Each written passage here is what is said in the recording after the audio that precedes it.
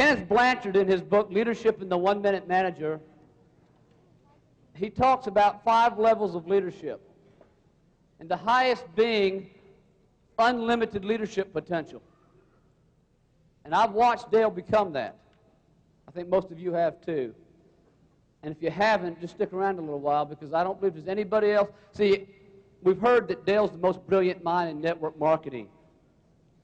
I don't agree.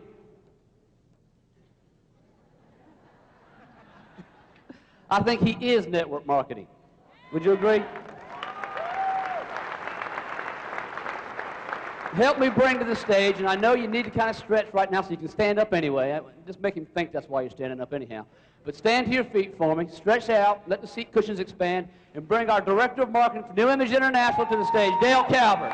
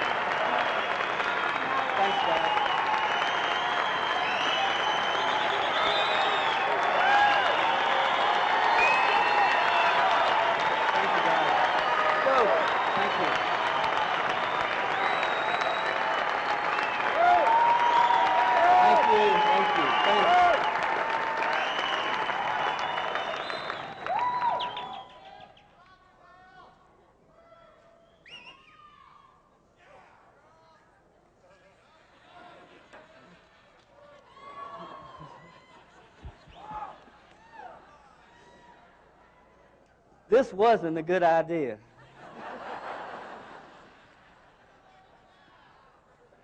I'm serious. Now, I mean parking it there. Do you understand why I feel so confident about our future with this group of leaders that just came up here, future leaders that have come down the road and internalized? And see, I know that there's many more of you that we didn't get to hear from this weekend. But I also realize that most people in this country have decision constipation. They can't make one. See, the thing that all these people had in common was what? They made a decision. They made a decision. And people come to meeting after meeting like this, and they sit and they sit. And it fascinates me. It fascinates me. When do they finally make the decision? Why do they wait so long? Why do they wait so long? Why don't they get in touch with what's happening here, with the potential within them, and just go ahead and make the decision? See, what frustrates me at sometimes is I know there's going to be people that are going to walk out of here after 3 days of what you've experienced and still not make that decision. But what turns me on is I know that some of you already have made that this weekend. I know that.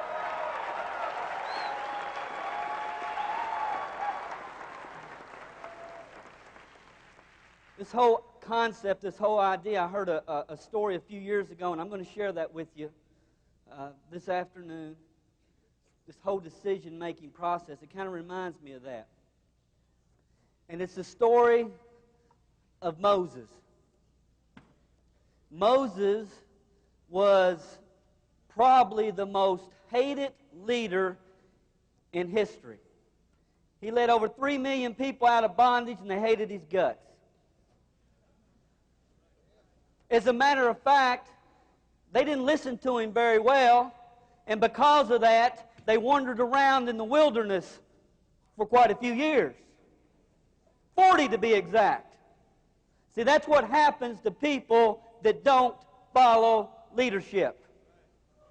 That's what happens. You wander around. Moses was called to lead the Hebrew children out of bondage. And he and Aaron had to go talk to Pharaoh. He said, get Aaron and you all go tell Pharaoh that his goose is cooked if he doesn't set those people free. Or something like that. So they went to Pharaoh and they said, it's time to set our people free, and if you don't, God's going to release a plague of frogs all over your land. And Pharaoh, having false pride, says, bring them on. I'm not afraid of you little old frogs. You know, false pride keeps a lot of people broke. It keeps a lot of people down. They had the attitude, I was broke, I'm broke, my daddy was broke, my granddaddy was broke, and I'm going to have broke kids. We've been poor all our life, we're always going to be poor, and every now and then, once a month, we get to go to poor folks' restaurant and eat, and that's about all we can expect out of life. That's the attitude that some people have, false pride. Pharaoh said, bring the frogs on, so that's exactly what they did. Passed the rod over the creeks and the streams, and out of those creeks and streams came these slimy, stinking, smelling, nasty, green frogs. There was frogs everywhere. There was frogs hanging from the ceiling fans. There was frogs in the refrigerators. Something like that. You come in the evening, you'd sit down in your lazy boy and have your PJs on, prop your feet up, and frogs be crawling up your pants leg. You go to kiss your wife good night, and you reach over and a big frog right on her face and ribbit, ribbit, ribbit. Frogs everywhere, disgusting, nasty frogs. It's disgusting living with frogs. Kind of like living with credit card debt. Kind of like living with going to a job every day that you don't like going to, being around people you don't like being around. It's kind of like not being able to send your kids to the kind of school that you want to. It's kind of like not being able to visit your grandkids because it costs too much to go there. It's disgusting living with frogs. It's disgusting living with frogs. Pharaoh got sick of it. When are you going to? When are you going to get sick of the frogs? Sick and tired of the frogs. Pharaoh says, I can't stand it no more.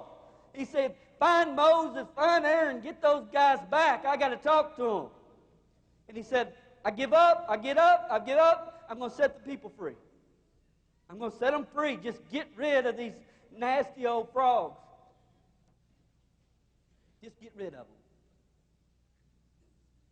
And Moses looked at Pharaoh and he said, as you wish, so shall it be done. When do you want the frogs released?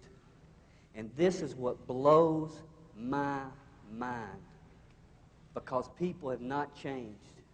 You know what Pharaoh's answer was? Tomorrow. Tomorrow? Tomorrow? Tomorrow? One more night with those blasted frogs.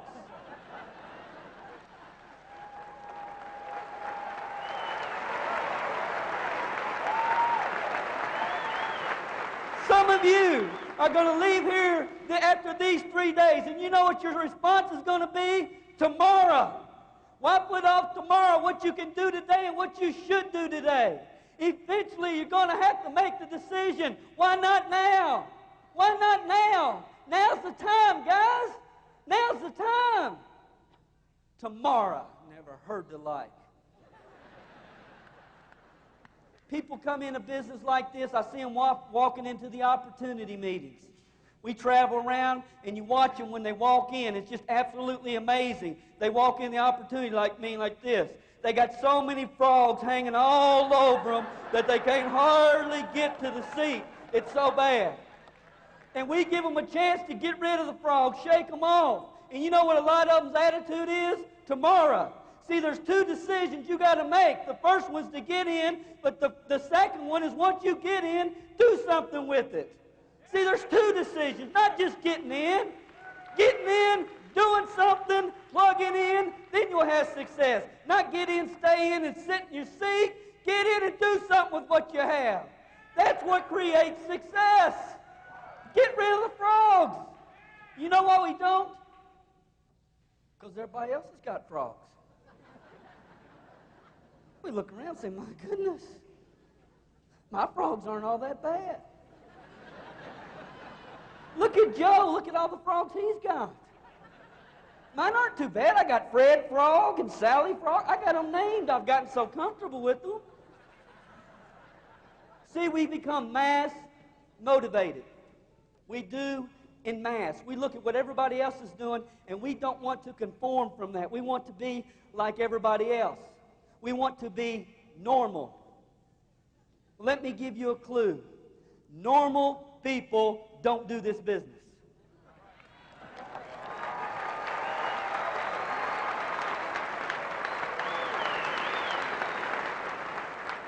We're looking for abnormal people. Listen, guys, it's not normal to dress your car up like a billboard. Signs everywhere, brochures hanging out the windows, flags, pictures of Ron's dog on the side windows. That's not normal, guys. But guess what? Normal people don't make abnormal income.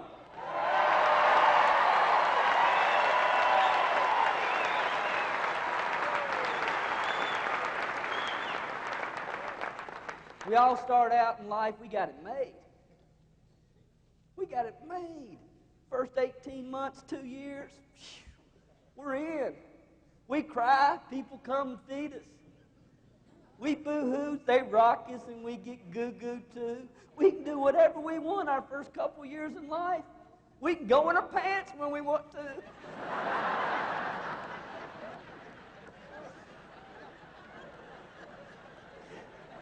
We just sit back and got it made. And then we go into school, and in school we're taught, stay in line, follow directions, do exactly like everybody else is doing, get in line, go to the water fountain, get in line, go to lunch. We're taught to conform. We're taught to be like everybody else. And when we aren't like everybody else, we don't get love. We get reprimanded. So we go through life that way, and we're trying to be like everybody else. When we're kids, the number one thing we want is to be loved. That's what we want. That's what we're looking for. And we think to get love, we got to be like everybody else. And when we become adults, we have that same type of concept. We get up and go to work, and we know it doesn't work, but we just keep getting up and going to work because everybody else gets up and goes to work. We do what everybody else has done. All our life we thought, go to school, get a good education, go to work for a good company. And 95% of the people in this country, when they die, they can't even hardly afford their own funeral. And we just follow each other around. We're looking for individual thinkers. People that says, I know what I know, what I know. I know working a job ain't going to get me anywhere. I know what this opportunity's done for other people. I know this is a divine product. And I don't care if Uncle Harry gets it or not. I don't care if my co-workers understand or not. Because I know what I know, what I know, and I'm just going to stay the course.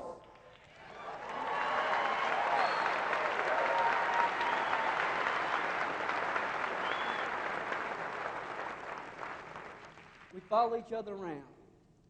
It's just amazing. I watch them sometimes. Every now and then I'll get up early just to watch the people hustling and busting off to work.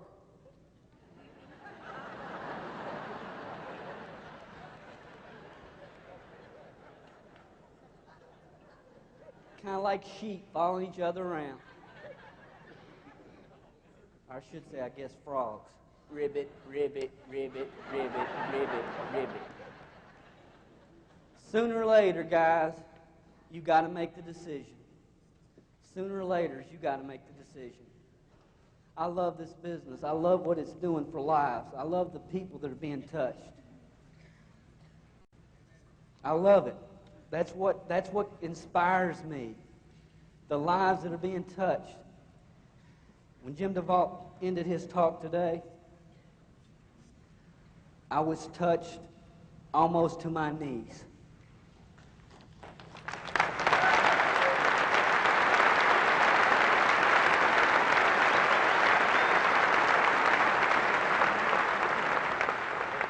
You guys know I hate to read to you.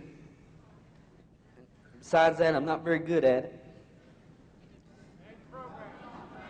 I love to read, I'm just not good at it. It's hard for me to talk from my heart when I'm reading. That's what I mean. Y'all don't ever see me read, hardly ever. But I wrote a couple of things I just want to share with you before I end here that I wrote prior to coming down here Sunday afternoon for regional school. Some people feel it's too difficult to get rid of the frogs. They feel the business is too hard. I tell you what's hard. It's hard not being able to attend your son's basketball game because your JOB demands that you be out of town. It's hard when you have to cancel your family vacation because of a priority project your manager says has to be done. It's hard driving that rust bucket of a car, knowing it's eating you alive in maintenance, but you can't afford to get a new one. It's hard getting up every morning when the electronic rooster crows, going someplace you don't want to go to be around people that act like they're in the 3rd grade. It's hard going to a restaurant and have to look at the prices first. It's hard knowing that you've married a wonderful woman, promised her the world, and the next 30 years are spent making sacrifices to try to meet your budget. It's hard knowing the hype about a college degree and all the wealth it was supposed to bring was just that, hype. It's hard lowering your dreams to meet your means. It's hard building someone else's dream for 40 years only to realize that you will be retiring on 1/3 of what you can't live on today. It's hard when your beautiful daughter moves out of state and has a beautiful grandchild that you can't afford to visit very often. It's hard knowing that today the fish are biting, but you can't drop what you're doing to take your dad fishing. It's hard dropping your precious daughter off at a daycare, realizing that someone else will watch her take her first step. Or that your son will speak dada for the first time to the nursery school janitor.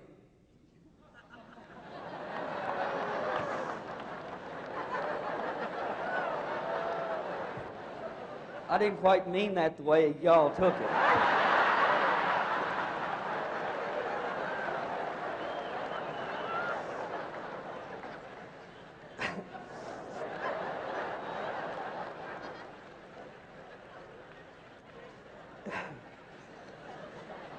It's hard raising your children's education or providing your child's college education based upon the lowest bidder instead of the finest facility. The problem in this country is we wake up too late. Look me in the eye and tell me that new image is too hard. Time slips away day after day, TV show by TV show, bowling game by bowling game, golf game by golf game, craft class by craft class, missed opportunities by missed opportunities. But what are we doing about it? We rationalize, procrastinate, and avoid the really important issues of our life rather than face them. We are drawn into a world of escapism because somehow we feel if we don't think about it, it won't be there. But it's always there. It's always in our gut. It's always gnawing at us. That whisper inside of us called unused potential says, let's do it, let's go for it. But we always seem to be able to keep it down. It's trying to get our attention. It's trying to set us free. It's trying to help us believe in ourselves, but we just somehow won't listen to it. Too often we allow others to determine our future. We have no freedom as children. As teenagers, we rebel and scream for freedom. Young adults fight terrible wars for freedom. We become adults and relinquish our freedom because we think it's too hard. We fear the price is too high. We don't want to take responsibility. We feel it will take too much time or that others can, but I can't. Time passes on. And if we don't wake up now, someday, we will feel it's too late. You will use phrases like, I wish I'd, and if only I'd, if I could have just go back in time. You cannot. You cannot go back. So why are you waiting? I believe that the majority of people want to sing but die with their music still in them. Face the music and shoulder the responsibility. I honestly believe that you have chosen the right direction for your life. I believe that each one of you have a major role to play in the future of New Image International, and that you are here for a reason, but only you can fulfill that role and that reason. You have chosen your direction. If you choose not to spend your time wisely, if you've chosen not to spend your time wisely up to this point, too bad. It's your fault. Blame yourself. But your past does not have to equal your future. There's an old cliche, but it's true. Today really is the first day of the rest of your life.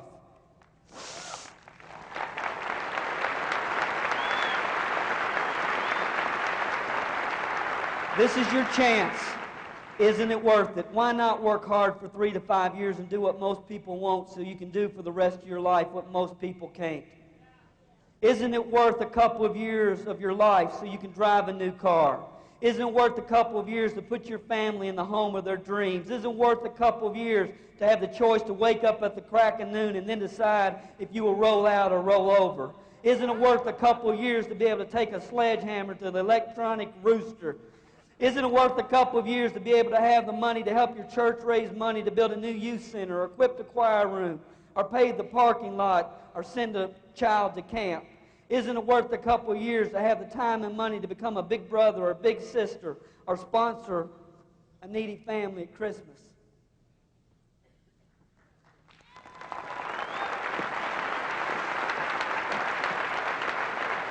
Isn't it worth a couple of years to be able to look back on your life when it was over and know that, yes, I did make a difference. I did fulfill my potential. How many more times do you have? I believe that every time the fire of inspiration starts to flicker inside of you and you start on the road to fulfill your destiny and you don't continue, you let that fire be squelched out by the cares of the world, it makes it that much more difficult to light the next time, until eventually all the sparks are gone. Don't let this happen to you. What's it going to take to get you off dead center and realize the awesome God-given talents and skills that are inside of you wanting to be released? Realize the awesome power you have in your hands with New Image International. This is not a typical storefront business. This business you have chosen has the ability to change lives. Let me rephrase that. It, being New Image, cannot do anything. You are the one with life-changing capability. Y'all understand that?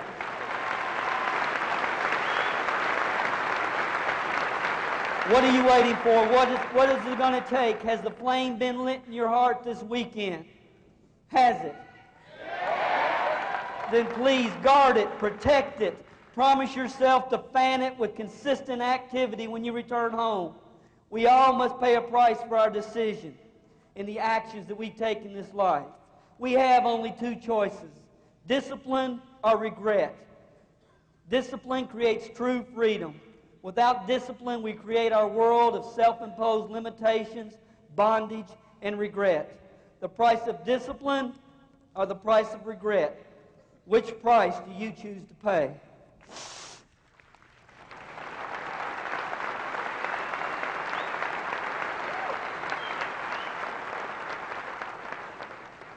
I've got one more thought that I want to share with you.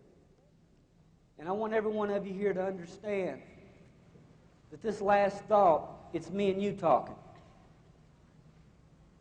It's not the person beside you. It's not the person behind you. It's me and you.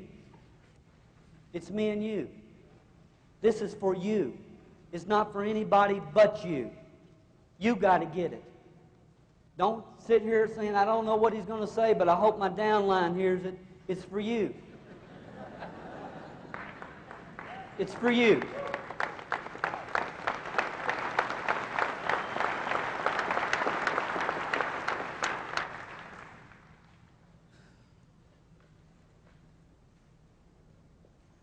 I've had the opportunity to meet many of you this weekend.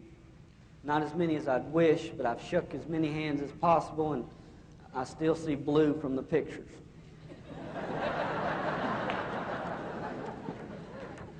And so many of you have come up to me and say, Dale, I can't put into words what you've done and what New Image has done. And I know all the nationals here, Ron, Stephanie, Aldi, we've all heard that all weekend. And I know for them, like it is for me, it's just so humbling when people come up to you and just spill their heart. And I don't want you guys to take this wrong.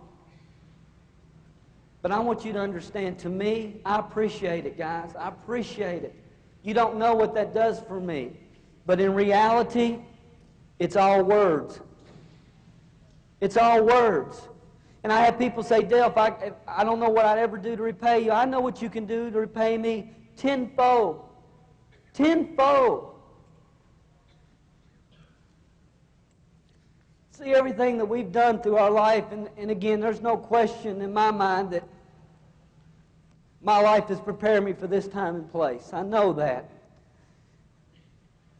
But see, if you don't take it and use it and internalize it and take action on it, it's for nothing. My satisfaction comes when you walk across this stage as a national director in this company.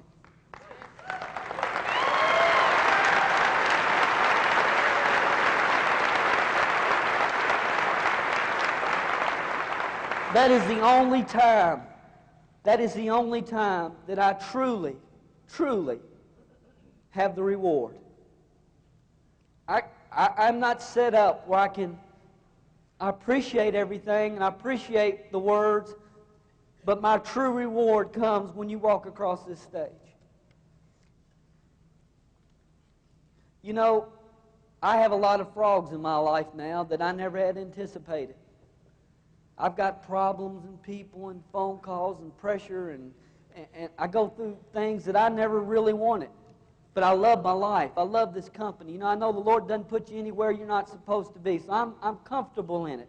All I'm saying is I never envisioned what we have. I never envisioned being a director of marketing for anything. And it's a whole new game plan for me. And many times that I feel that I don't have the freedom that maybe I wish I had. But you know what Jim Rohn talks about? He says, all the sacrifice in the world is worth it when you're dealing with the lives of other people. And I believe that. I know that. There's no more gratifying feeling than to see lives touched. But guys, get out your frog gigger. Get it out. Get it out. Start killing those frogs. Learn to love the taste of frog legs.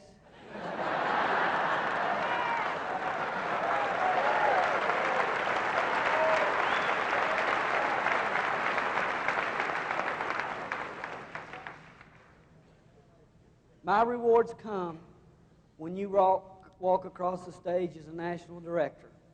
And I hope that all of you understand that truly is my driving force. And that truly is my hope and prayer for each one of you. Thanks for being with us, guys.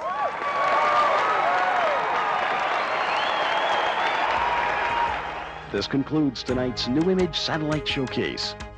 We hope you've enjoyed this evening's training. But more importantly, it's our desire that you take the information you've learned and put it into action. Have a productive week. And be sure to tune in next week to the New Image Satellite Showcase.